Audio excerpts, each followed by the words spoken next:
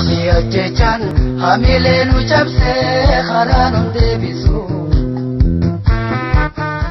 Eid Mubarak.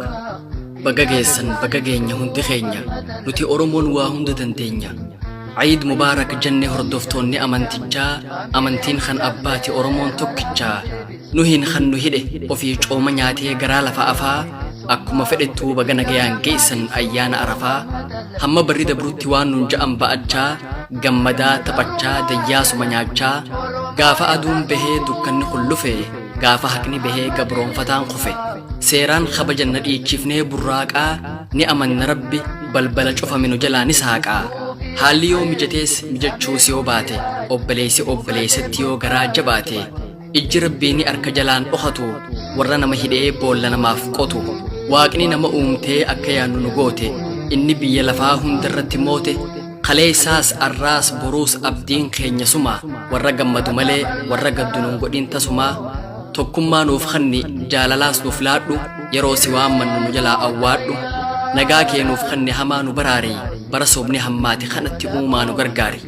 haqni ilma namaa yoomuu hin dhokatu sobni bakka dhabee dhugaan haa moohatu warra yookiin isa shiraan nu hidhee haqa keenya dhoysu dhagaa gurraacha godhee uumaan isa haa gogsu yakka tokkollee hin qabnu oromummaaf hidhamne warra nama ajjeesuun ajjeestota jedhamne warra shiraan guddateen garagalchoo yakkamne yaa Rabbi dhugaan gatiin siitu humaan dadhabne Oromoo siitu uume oromummaan ulfinaa wanta ittiin nu uumte akkamittiin mulqinaa gaafa oromummaan salphatee heerri uumamaa cabu gaafa nagaadhaan bahee du'aan awwaalcha dhabu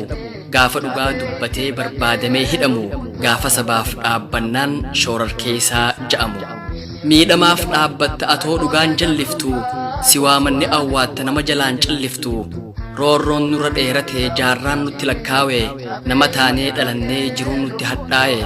abukaatoo nuuf tahi waa'ee keenyaa dubbadhu bara baay'eef dandeenya rakkoo keenya hubadhu dhugaa qabdu je'ee eenyullee nuuf hin lolle karaa daddabaarra kan deemsaaf hin tolle akka itti adeemnee as geenyeetu jira Oromoon martinuu dhagahaa yaafira ammayyoo dadhabne jennee galleen teenye imaanaa abbootaa fuunee lafan keenye kaabaa fi kibbarraa dhihaa fi baharraa Oromoon hundinuu keessaa fi alarraa akka taanu taanee gaafa waliin kaane warri kooluu gale warri sabaaf hin ta'ane afaan damma dibatee qabsaawaa fakkaatee dafqa joollee Oromoo bulguu tahee nyaate imimmaan sobaa boohee waaqa yaamee kakatee manguddoo biyyaa baasee maaloo je'ee kadhate gaafa dhugaadha je'ee namni isa dhaggeeffatu quba ija kaayee yoo hundee jabeeffatu dhugaa nutti fakkaate gaafa boohee kakatu dhuguma hofla seene yoo inni ilkaan qaratu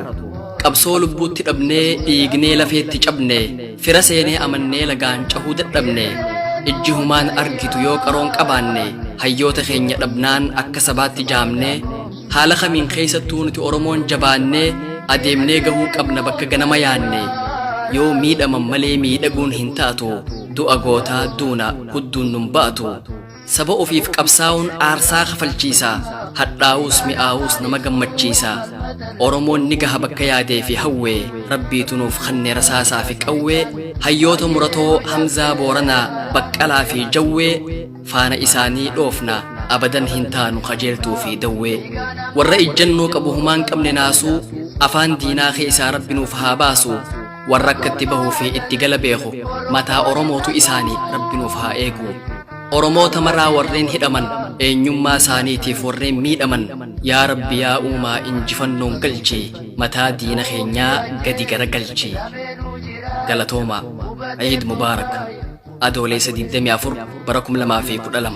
tiim culullee 36 mana hidhaarraa Hidaafi ajjechaan hamilee nu cabsee karaa nun deebisu.